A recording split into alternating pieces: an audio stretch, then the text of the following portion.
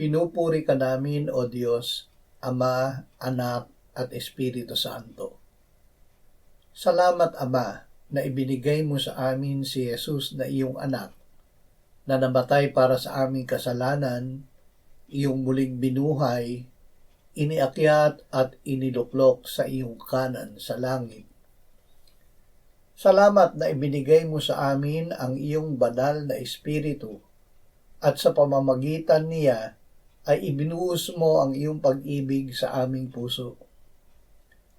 Salamat na kami ay ginawa mong matuwid nang kami ay sumampalataya sa iyong anak na si Jesus.